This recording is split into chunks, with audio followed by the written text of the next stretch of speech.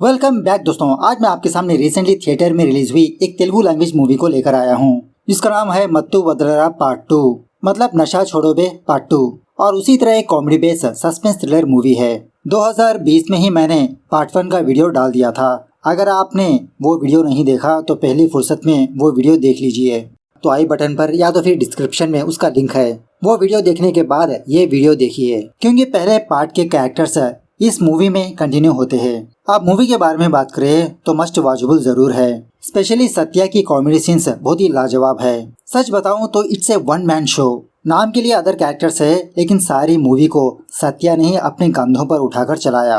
अगर किसी को तेलुगु आती है तो ये मूवी जरूर देखिए। तो अब चलिए फटाफट से मूवी की कहानी को स्टार्ट कर लेते हैं। उससे पहले लुटा दो प्यार। कहानी की शुरुआत होती है 1980s के दरमियान में, जहाँ पर एक टीनेज लड़के को दिखाया जाता है। यह लड़का एक लड़की से प्यार करते रहता है। एक दिन उसको प्रपोज करने पर वो लड़की इसके प्यार को ठुकरा देती है, जिसकी वजह से इस लड़की को बहुत गुस्सा आता है। और इस लड़के का एक फोटो स्टूडियो होता है। ये लड़का उस लड़की की फोटो एक नेक्ड लड़की के ऊपर चिपकाकर सारे गांव में पोस्टर की तरह चिपका देता है। अपने खुद को ऐसी हालत में देखकर वो लड़की बहुत शर्मिंदा हो जाती है। सारे गांव में इस लड़की की इज्जत चली जाती है, लेकिन बाद में गांव वाले सच पता करके उस लड़के को अपने गांव से निकाल ही देते हैं। सीन कुछ सालों के बाद शिफ्ट होता है, जहां पर यह लड़का कॉलेज की पढ़ाई करते रहता है, लेकिन अभी भी अपनी हरकतों से बाज नहीं आता। और कुछ सालों के बाद ये बंदा एक अपार्टमेंट में रहने लगता है। इसी का नाम होता है तेजस्वी तोटा। तेजस्वी वहां के वॉचमैन को पैसे देकर लड़कियों के अपार्टमेंट में हिडन कैमरास फिक्स करवाते रहता है। जब लड़कियों की नेकड़ वीडियो तेजस्वी के हाथ लगती है तो उन लड़कियों को कॉल करके ब्लैकमेल करने लगता है। ये तेजस्वी तोटा पहले पार्ट में भी था। खैर, इस तरह से इसका सिलसिला चलते रहता है। एक दिन एक लड़की पुलिस वालों को इन्फॉर्म करने पर पुलिस वाले तेजस्वी तोटा का फोन ट्रैक करने की कोशिश करने लगते हैं। फाइनली उस अपार्टमेंट के पास पहुंच जाते हैं। एक हायर ऑफिसर तेजस्वी को फाइंड आउट कर ही लेता है। इन दोनों की भी जबरदस्त तरीके से हाथापाई होने लगती है। एट द सेम टाइम उसी वक्त बाबू और येसु दूसरे फ्लैट में दूसरे बंदे से फाइट कर रहे होते हैं। हाथापाई के दौरान जबरदस्त तरीके से ब्लास्ट होने लगता है। इसी दरमियान में तेजस्वी उस पुलिस वाले को स्टैप करके मारने लगता है, लेकिन इसके बावजूद भी वो हायर ऑफिसर बहुत ही मुश्किल से अपने पैरों पर खड़े होकर अपनी गन से तेजस्वी के पैर पर गोली चला देता है, लेकिन तेजस्वी वहां से भाग निकलता है। उसके बाद सीन प्रेजेंट डे पर शिफ्ट होता है 2024, जहाँ पर शिवमणि नाम के एक बंदे को दिखाया जाता है। फिलहाल शिवमणि दीपा नाम की एक ऑफिसर से फोन में बात करते रहता है। बात यह है कि किसी किडनैपर ने शिवमणि के बेटे को किडनैप कर लिया। रैंसम अमाउंट पूछा, लेकिन शिवमणि दीपा की टीम से मदद मांगी। इन्हीं की टीम में माइकल नाम का एक पुलिस वाला भी होता है, जो हर वक्त शिवमणि पर नजर रखते रहता है। जब शिवमणि ब्लैकमेलर के बताए हुए एड्रेस पर जा रहा होता है तो अनलकीली माइकल के नजरों से शिवमणि चूक जाता है। दीपा माइकल से पूछने लगती है, अरे ऐसे कैसे चला गया वो? अगले स्टेशन पर हमारा ऑफिसर कौन है? मतलब शिवमणि मेट्रो में था। तो नेक्स्ट सीन में बाबू को दिखाया जाता है, जो खराटे मार के सो रहा होता है, अपना फोन पिक नहीं करता। तो दीपा निधि नाम की एक और ऑफिसर को कॉल करती है। बात जानने के बाद निधि बाबू को कॉल करके आगाह करने लगती है। तो फाइनली बाबू को शिवमणि नजर आ ही जाता है। इस पर नजरें रखे होता है ये। तभी ब्लैकमेलर शिवमणि को कॉल करके कहने लगता है कि तुम्हारे आगे एक भिखारी बैठा है ना, उसके पास जाकर वो पैसे दे दो, थोड़ी देर के बाद तुम्हारा बच्चा मिल जाएगा। तो पैसे देने के बाद शिवमणि और निधि इसके बच्चे को ढूंढने में लग जाते हैं। तो वो बच्चा मिल ही जाता है। दूसरी तरफ बाबू उस किडनैपर को पकड़ने के लिए वहीं पर खड़ा रहता है, क्योंकि वो तो पैसे लेने के लिए आएगा। तभी यहाँ पर एंट्री होती है येसु की। बाबू किडनैपर को पकड़ने से पहले येसु उस किडनैपर को पकड़ चुका होता है, और इस किडनैपर के पास शिवमणि के जो पैसे होते हैं ना, उन पैसों को थोड़ा ये लोग हड़प लेते हैं, थोड़ा नीचे डाल देते हैं। उसी तरह किडनैपर को बहुत मार पीट कर बांध देते हैं। थोड़ी देर के बाद यहाँ पर माइकल, निधि और शिवमणि आते हैं। शिवमणि बहुत खुश होने लगता है कि इसके पैसे भी वापस मिल गए। बाबू और येसु की बहुत तारीफ करने लगता है ये। अब बाबू और येसु ऑफिसर्स कैसे बने, ये जानने के लिए सीन थोड़ा फ्लैशबैक में जाने लगता है। पहले पार्ट में जो कांड हुआ था ना, जिस वजह से इन दोनों की जॉब चली जाती है, ये दोनों किसी फुटपाथ के पास बैठे होते हैं, आगे का सोच रहे होते हैं कि आगे हम दोनों को क्या करना चाहिए। तभी इन दोनों के हाथ एक पेपर लगता है। इस पर ये लिखा होता है सिलेक्शन ड्राइव, मतलब किसी चीज की सिलेक्शन हो रही है। तो ये दोनों ये पढ़कर ये सोचने लगते हैं कि ड्राइवर का इंटरव्यू है। लेकिन वहाँ पर जाने के बाद वहाँ के लोग इन दोनों को, पुलिस वालों को जो टेस्ट करते हैं ना, वो वाले टेस्ट करने लगते हैं। मतलब हाइट, वेट, शूटिंग वगैरह, लेकिन सारे टेस्ट में ये दोनों फेल हो जाते हैं। फाइनली इन दोनों के पास कुछ पैसे होते हैं, उन पैसों को रिश्वत की तरह देकर ये दोनों सेलेक्ट हो जाते हैं। सिलेक्शन हुए बंदों को एक जगह पर बुलाया जाता है, वहीं पर होती है दीपा, और दीपा ही टीम की लीड ऑफिसर होती है। तो सिलेक्शन हुए बंदों को इनका काम समझाने लगती है कि शहर में जो भी चोरी हो, किडनैपिंग हो, ड्रग्स का मामला हो, कुछ चाहे कुछ भी हो, इनको ही डील करना होगा। ये काम सुनने के बाद कुछ लोग वहीं से गायब हो जाते हैं, लेकिन बाबू और येसु वहीं पर बैठे रहते हैं, सोच लेते हैं कि ये दोनों ये काम करेंगे। इस तरह से ये दोनों जबरदस्त तरीके से काम करने लगते हैं, केस पे केस सॉल्व करते रहते हैं। लेकिन इन दोनों को मिलती है छोटी सी सैलरी। तभी इन दोनों के दिमाग में एक बत्ती जलती है, वो ये कि किसी भी बंदे की किडनैपिंग हो तो वो लोग पैसों की फिक्र नहीं करते, इंसान जरूरी है इनके लिए। तो यही बात का फायदा उठाते हुए बाबू और येसु पहले उस किडनैपर को पकड़ के वहाँ से कुछ पैसे ये दोनों हड़प लेते हैं और अपने हायर ऑफिसर से यही कहने लगते हैं कि मैडम, फाइटिंग के दौरान में कुछ पैसे उड़ गए, कुछ पैसे जल गए, कुछ पैसे नाली में गिर गए। दीपा भी यही कहने लगती है कि तुमने केस सॉल्व किया ना, यही काफी है। लेकिन माइकल को इन दोनों पर शक होता है कि हर बार फाइट के दौरान पैसे कैसे गायब होते हैं। खैर उसके बाद एक दिन येसु का बर्थडे होने की वजह से येसु और बाबू एक क्लब पर जाते हैं। शॉकिंगली उसी क्लब में एक स्टार हीरो बैठा होता है जिसका नाम होता है रवि, और येसु इस रवि का बहुत बड़ा फैन होता है। उसके पास जाकर सेल्फी लेने के बजाय दूर से ही सेल्फी लेने लगता है। बाद में ये दोनों जबरदस्त तरीके से दारू वगैरह पीकर एंजॉय करने लगते हैं। जब बाबू बाथरूम में जाता है तो गलती से इसकी मुलाकात रमेश नाम के एक बंदे से होती है। मतलब वॉशरूम में रमेश किसी बंदे को ड्रग्स देते रहता है। ड्रग्स मतलब पाउडर वाला नहीं, स्ट्रिप्स वाला, वही जो जीप पर लगाते हैं ना, वो वाला ड्रग्स। अब ये दोनों तो पुलिस वाले हैं, इन दोनों को गिरफ्तार कर लेते हैं, लेने वाले को बेचने वाले को भी। ये बात जानने के बाद यहाँ पर आकाश नाम का एक बंदा आता है, उर्फ तेजस्वी। बात यह है कि ये क्लब इसी का है। बाबू आकाश को देखकर पहचान लेता है, तुम आकाश कब से बन गए, तुम्हारा नाम तो तेजस्वी तोटा है ना? अच्छा, तो इस ड्रग्स के मामले में तुम्हारा भी हाथ है? तेजस्वी कहने लगता है कि मुझे इसके बारे में कुछ भी आइडिया नहीं, लेकिन इसके बावजूद भी ये दोनों तेजस्वी को भी गिरफ्तार कर लेते हैं। तभी यहाँ पर माइकल और निधि आते हैं। अब तेजस्वी बहुत बड़ा आदमी बन चुका होता है। माइकल तेजस्वी से माफी मांगने लगता है, अरे सर, आपको किसने अरेस्ट किया? इस तरह से तेजस्वी को रिहा करने लगता है। एट द सेम टाइम निधि बाबू और येसु को यहाँ से जाने के लिए कहती है, ये केस ये दोनों संभाल लेंगे। निधि इन दोनों की सीनियर होती है, तो निधि की बात मानकर बाबू और येसु यहाँ से चले जाते हैं। दूसरे दिन ये दोनों दोबारा अपने ऑफिस पर आकर निधि से तेजस्वी के बारे में पूछने लगते हैं कि केस का क्या हुआ। निधि कहने लगती है कि एक्चुअली उस ड्रग्स का नाम है स्लेव ड्रग्स। मतलब जो कोई भी बंदा या बंदी उसका सेवन करता है तो वो कठपुतली जैसा बन जाता है। किसी को मारना हो, मरवाना हो, सब कुछ वो बंदा कर देता है आंख बंद करके। खैर रमेश का कहना यह होता है कि इस डीलिंग में तेजस्वी का कोई हाथ नहीं, सोलो से ये बंदा करता है, और इसको ड्रग्स कहाँ से आते हैं नो आइडिया। बाबू कहने लगता है, नहीं सीनियर, इस डीलिंग में तेजस्वी का भी हाथ है, वही आकाश का, सारी चीजें वहीं से हो रही है। निधि कहने लगती है कि हमारे पास उसके खिलाफ कोई सबूत नहीं है, और वैसे भी तुम्हारे लिए एक और केस आया है। बाद में बाबू और येसु दामिनी नाम के एक रईस बंदी के घर पर जाते हैं। केस ये है कि रिसेंटली इसकी बेटी रिया किडनैप हो गई, और किडनैप करने वाले बंदे ने दामिनी को एक वीडियो भेजा। इस तरह से वो वीडियो इन दोनों को दिखाने लगती है। उस वीडियो में किडनैपर रिया के जरिए से पैसे मांगते रहता है। मतलब कुछ पेपर्स पर वर्ड्स लिखा होता है और रिया उन पेपर्स को हटाती रहती है। तो ये केस देखने के बाद बाबू और येसु को एक जबरदस्त आइडिया आता है। दामिनी से कहने लगती है कि मैडम, हम दोनों ही अनऑफिशियली इस केस को डील करेंगे।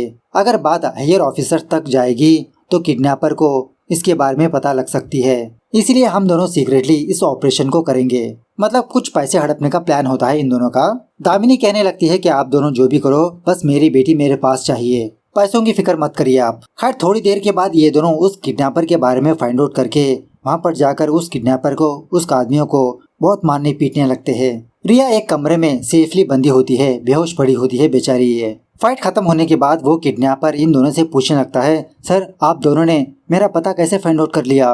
बाबू कहने लगता है कि बेटा, शायद ये तुम्हारा पहला किडनैप है, तुम्हें उस वीडियो को भेजना नहीं चाहिए था। उस वीडियो में ही सारे क्लूज है। फर्स्ट क्लू ये है कि उस वीडियो में एक बिरयानी की पैकेट है। नेक्स्ट क्लू ये है कि जब रिया इन बोर्ड्स को दिखा रही थी तो अपनी उंगली की मदद से लोकेशन के बारे में टैप कर रही थी, मतलब लेटर्स के पास टैप कर रही थी। नेक्स्ट क्लू ये है कि वहाँ पर काफी सारी लकड़ियाँ होती है, मतलब इट्स ए वुडन फैक्ट्री। सो बाद में ये दोनों उस किडनैपर को क्लोरोफॉर्म सुंघाकर बेहोश कर देते हैं और अपने गाड़ी की डिक्की में बंद कर देते हैं। बाद में ये दोनों दामिनी को कॉल करके थोड़े पैसे रैंसम पूछने लगते हैं।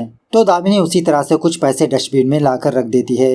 ये दोनों उस पैसे को हड़प लेते हैं। बाबू दामिनी को फोन करके उस उड़न फैक्ट्री के पास बुलाता है क्योंकि रिया यहीं पर होती है ना। लेकिन शॉकिंगली उस कमरे में रिया मौजूद नहीं होती। यह सुनने के बाद बाबू और येसु के होश ही उड़ जाते हैं कि फाइट के दौरान तो रिया वहीं पर बेहोश पड़ी थी। दामिनी कहने लगती है कि मेरी ही गलती है कि मैंने तुम दोनों को ये काम सौंपा। मैं फटाफट से तुम्हारे हायर ऑफिसर्स के पास जाऊंगी। ये दोनों रिक्वेस्ट करने लगते हैं कि मैडम ऐसा मत करो। दामिनी इन दोनों को कुछ घंटों का टाइम देती है इसकी बेटी को फाइंड आउट करने के लिए। यहाँ पर एक और शॉकिंग बात यह है कि बाबू और येसु की गाड़ी नजर नहीं आ रही। उस गाड़ी में वो किडनैपर और पैसे होते हैं। थोड़ी देर के बाद एक और बंदा इन दोनों को फोन करके कहने लगता है कि रिया मेरे पास है और मुझे 10 लाख रुपए चाहिए। ये दोनों पूछने लगते हैं कि थोड़ी देर पहले तुमने हमारी गाड़ी और पैसों को हड़प लिया, दोबारा हमसे ही पैसे पूछने लगे।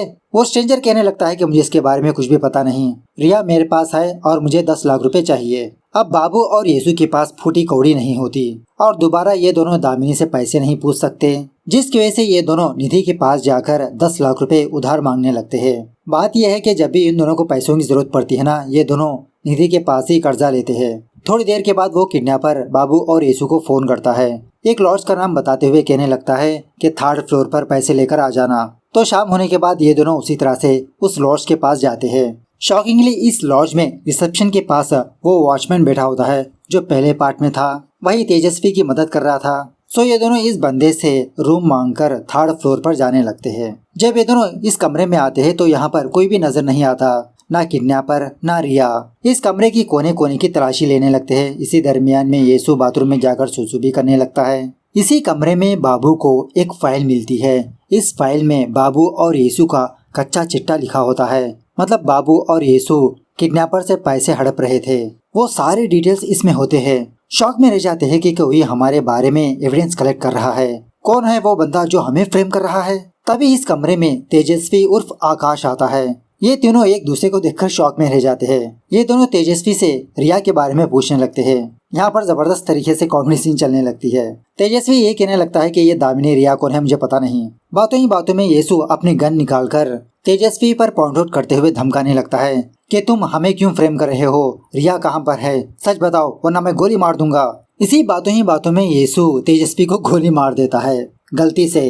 लेकिन बाद में पता चलता है कि बुलेट तो इसकी गन से निकली ही नहीं, मतलब येसु ने फायर ही नहीं किया। ये दोनों यही सोचने लगते हैं कि किडनैपिंग के केस को सॉल्व करने के चक्कर में हम दोनों मर्डर केस में फंस गए। उसी वक्त इस लॉज के पास ही टीम आती है, माइकल निधि अपनी टीम के साथ। ये दोनों इस कमरे से बाहर निकलने की कोशिश करने लगते हैं, लेकिन बाहर जाने का कोई रास्ता ही नहीं होता। मतलब एक ही मेन दरवाजा होता है, जिसकी वजह से ये दोनों उसी एक छोटी सी दीवार के पास छुप जाते हैं। जब ही टीम इस कमरे के अंदर आती है तो इनके पीछे से ही ये दोनों इस टीम में ज्वाइन हो जाते हैं। माइकल पूछने लगता है कि तुम दोनों कहाँ पर थे, हमारे साथ तो नहीं आए। तो ये दोनों कोई ना कोई बहाना बना देते हैं। यहाँ पर एक और बात यह है कि किसी अनजान बंदे ने ही टीम को कॉल करके बताया कि इस लॉज में किसी की हत्या हुई। आकर देखते हैं तो तेजस्वी की लाश होती है। इसी दरमियान में बाबू और येसु को ये बात याद आती है कि ये दोनों जू पार्क की तरह इस सारे कमरे को घूमा।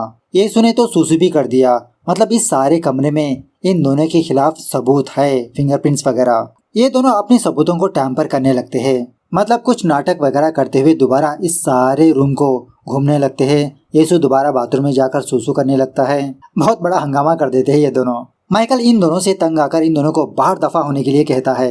ये दोनों अपने ऑफिस आकर यही सोचने लगते हैं कि अब दामिनी मैडम को क्या जवाब देंगे, रिया कहाँ पर है।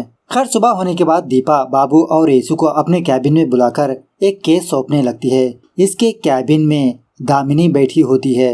शॉकिंगली ये दामिनी वो दामिनी नहीं होती जो इन दोनों ने कल देखा था। इस असली वाली दामिनी को देखकर इन दोनों के तो होश ही उड़ जाते हैं। केस ये है कि दामिनी की बेटी रिया मिसिंग हो चुकी है। रिया की फोटो देखने के बाद दोबारा इन दोनों के होश उड़ जाते हैं। मतलब कल वाली रिया अलग थी और ये वाली रिया अलग है। 2 दिन पहले रिया का बर्थडे था, उसी दिन से रिया मिसिंग हो गई। उसी वक्त माइकल दीपा के पास आकर कहने लगता है कि मैडम आप फटाफट से बाहर आइए। किसी बंदे ने ही टीम को एक वीडियो भेजा। उस वीडियो प्ले करने के बाद ये वीडियो होती है कि बाबू और येसु ने तेजस्वी को गोली से मार दिया। यह वीडियो देखने के बाद सारे लोग शॉक में रह जाते हैं। उसी वक्त एक और वीडियो भी मिलता है इनको। बाबू और येसु रिया को अपने साथ ले गए। ये दोनों दीपा और माइकल को समझाने की कोशिश करने लगते हैं कि इसका और हमारा कोई लेना देना नहीं है, मैडम कोई हमको फंसाने की कोशिश कर रहा है। ऐसा कहते हुए ये दोनों वहाँ से भागने लगते हैं। शॉकिंगली ऑफिस के बाहर इन दोनों की कार खड़ी होती है। अपनी गाड़ी लेकर वहाँ से भागने की कोशिश करने लगते हैं, लेकिन ही टीम इन दोनों को घेर लेते हैं। एक और शॉकिंग बात यह है कि इन दोनों की गाड़ी में ही रिया की डेड बॉडी होती है। यह देखकर इन दोनों के तो यल ही लग जाते हैं। बाद में ही टीम इन दोनों को पकड़ने की कोशिश करने लगते हैं, लेकिन ये दोनों किसी भी तरह से अपनी गाड़ी लेकर वहाँ से भाग निकलते हैं। खैर वापस ऑफिस आने के बाद निधि दीपा को समझाने लगती है कि मैडम मुझे नहीं लगता कि ये बाबू और येसु ने मर्डर किया, किडनैप किया, कोई इनको फ्रेम करने की कोशिश कर रहा है। माइकल कहने लगता है कि निधि वो 2 मर्डर्स उन दोनों ने ही किया, मेरे पास प्रूफ्स है। एक्चुअली 2 दिन पहले बाबू और येसु ने तेजस्वी मतलब आकाश के साथ झगड़ा किया और उसी क्लब में रिया भी मौजूद थी। बाबू और येसु रिया को लिफ्ट देने के बहाने से उस लॉज में जाकर उसका बलात्कार करके मार दिया। आकाश ने इन दोनों के साथ रिया को देख लिया, फोन करके ब्लैकमेल करते हुए पैसे लेकर उस लॉज पर आने के लिए कहा। ये दोनों पैसे लेकर उसी लॉज पर गए। बातों ही बातों में ये दोनों आकाश को मार दिया। They are murderers. निधि कहने लगती है कि सर उस वीडियो में एक लड़की है, लेकिन उसका चेहरा ढका हुआ है, अभी तक कंफर्म नहीं कि वो लड़की रिया है या तो फिर कोई और इसी तरह एक और बात, आकाश तो बहुत बड़ा बिजनेसमैन है, चंद पैसों के लिए इन दोनों को ब्लैकमेल करेगा। और सिली दिस इज। माइकल निधि को बाबू और येसु की वो फाइल दिखाने लगता है जो उन दोनों को उस लॉज में मिली थी। मतलब बाबू और येसु यहाँ से भाग रहे थे तो इन दोनों के हाथ से इनकी फाइल गिर जाती है, तो वो फाइल माइकल के हाथ लगती है। इस तरफ बाबू और येसु नकली वाली दामिनी के घर पर जाते हैं तो उस घर में काफी सारे लोग होते हैं क्योंकि उस घर में किसी की मौत हो चुकी होती है। बाद में पता चलता है कि ये तो एक शूटिंग हाउस है। ये दोनों वहाँ के मैनेजर को डरा धमकाकर पूछने लगते हैं कि कल ये घर किसने भाड़े पर लिया था।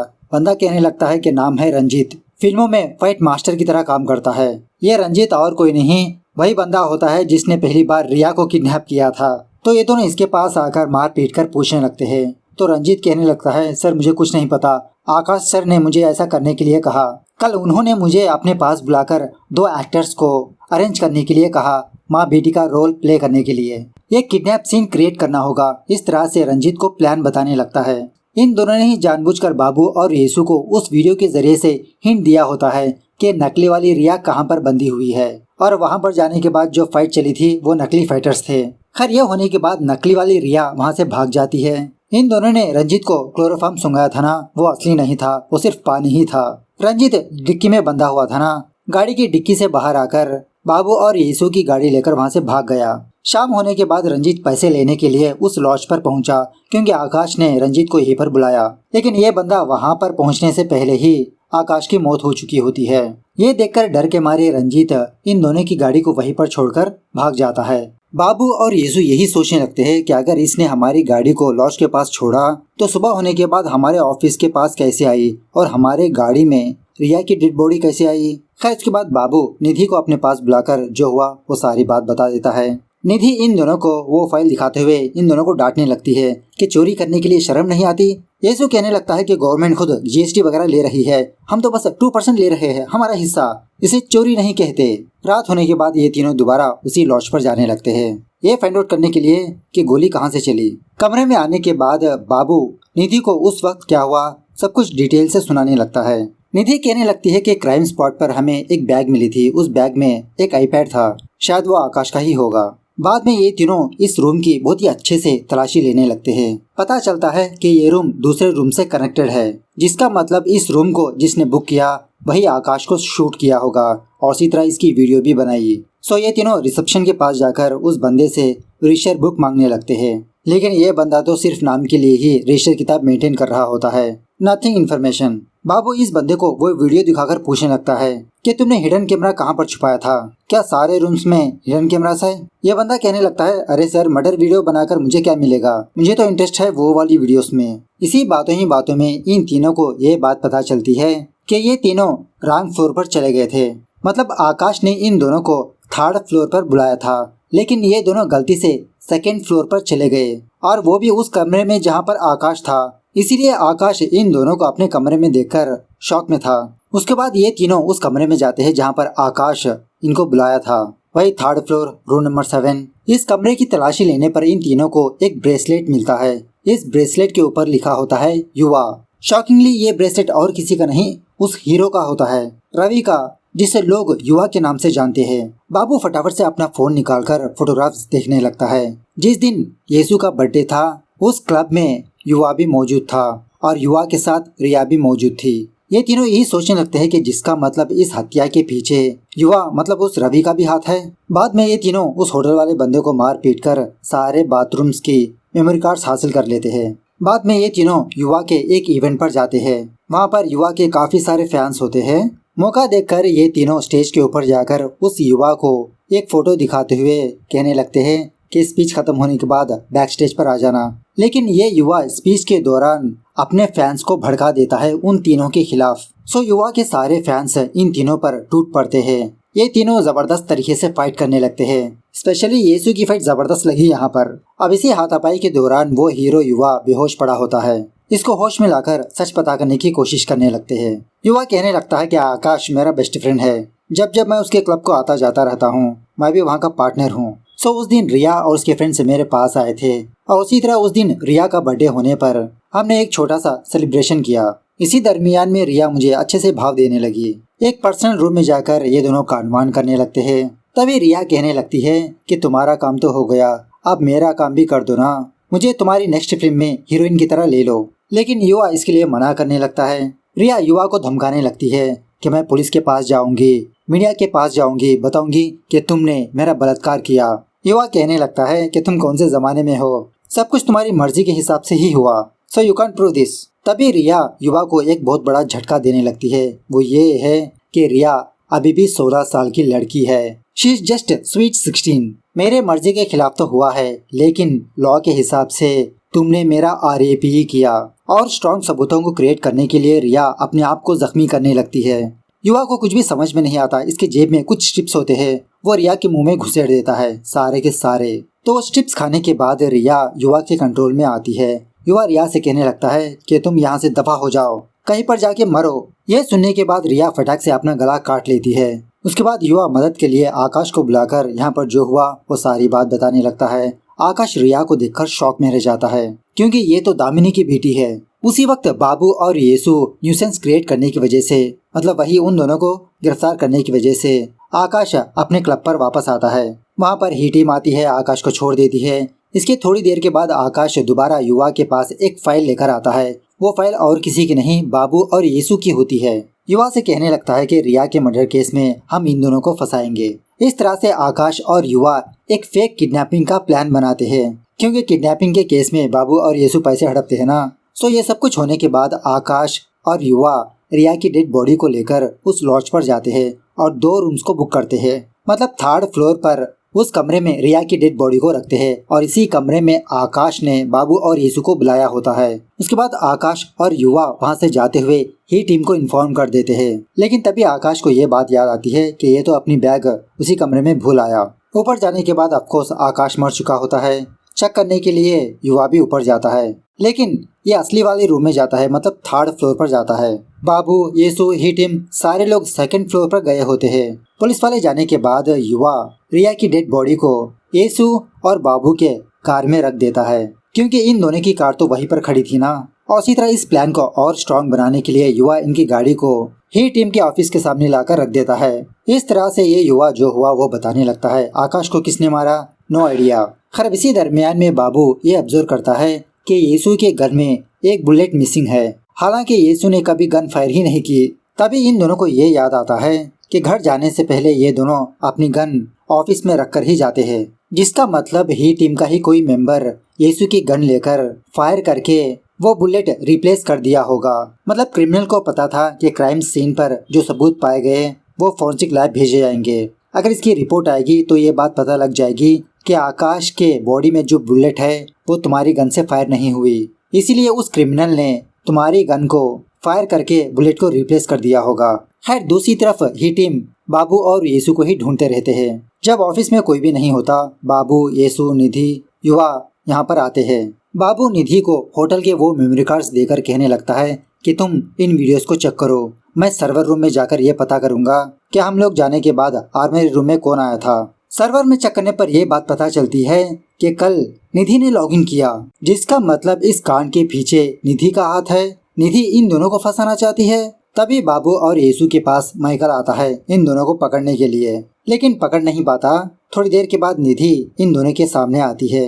ये दोनों निधि से पूछने लगते हैं कि हम दोनों ने तुम्हारा क्या बिगाड़ा था, क्यों हम दोनों को फंसाना चाहती हो तुम। निधि कहने लगती है, क्या तुम दोनों पागल हो चुके हो, मैं आर्मरी रूम में गई ही नहीं, शायद कोई मेरा आईडी इस्तेमाल कर रहा है। इस तरह से एक और शॉकिंग बात बताने लगती है इन दोनों को। आकाश को मारने वाली निधि नहीं बल्कि सक्सेना है। इस तरह से उस होटल में के एक वीडियो दिखाने लगती है। आकाश के रूम से जो रूम कनेक्टेड था ना, उस रूम में सक्सेना था। ये सक्सेना ही टीम का ही एक मेंबर होता है। तब इनके सर्वर के लैपटॉप में ये मैसेज आता है कि निधि एविडेंस रूम में है। हालांकि निधि इन दोनों के सामने होती है। एविडेंस रूम में जाकर देखते हैं तो वहाँ पर सक्सेना होता है, मतलब सक्सेना ही निधि का आईडी यूज कर रहा होता है। सक्सेना के साथ फाइट करने लगते हैं, फायरिंग वगैरह होने लगती है। माइकल भी फायर करते रहता है। इसी फायरिंग के दौरान एविडेंस रूम में जो वो स्ट्रिप्स होते हैं ना, एक स्ट्रिप येसु के मुंह में चला जाता है। उसके बाद क्या था, इसको तो दुनिया कुछ अलग ही लेवल में नजर आने लगती है।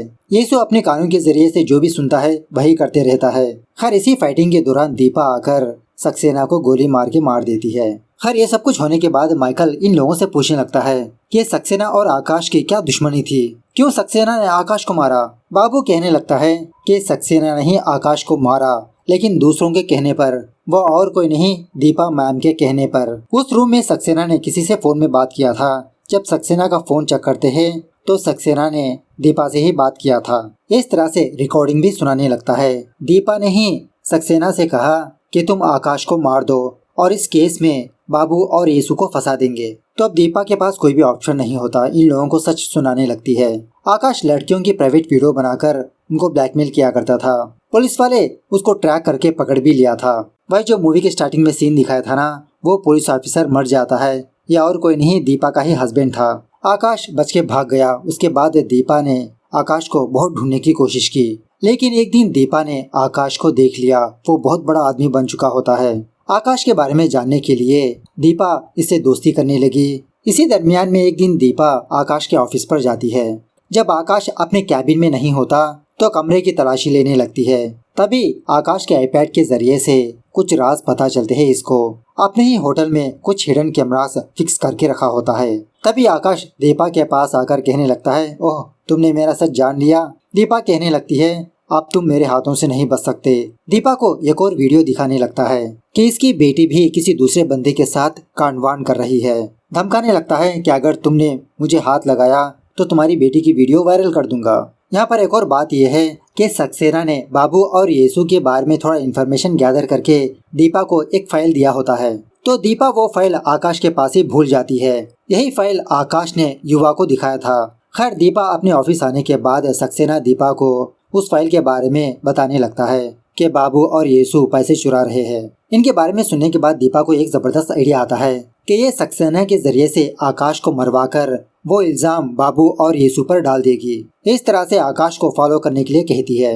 उस रात आकाश और युवा उस लॉज पर गए थे। सक्सेना आकाश को गोली मार के मार देता है। उसके बाद दीपा ही निधि की फेक आईडी बनाकर येसु की गन लेकर सबूत को क्रिएट किया। अब प्रेजेंट पर अगर सक्सेना पकड़ा जाएगा तो ऑफकोर्स दीपा भी पकड़ी जाएगी, इसलिए दीपा सक्सेना को गोली मार के मार देती है।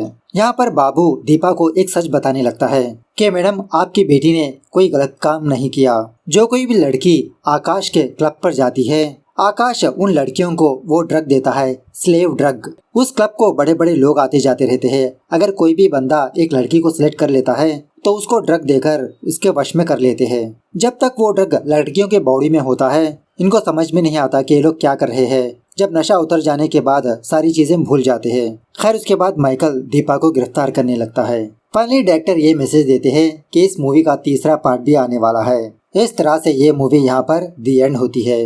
तो मूवी कैसे लगी कमेंट करके बताना जरूर। मिलते हैं अगली वीडियो में, तब तक take care, bye bye, see you soon.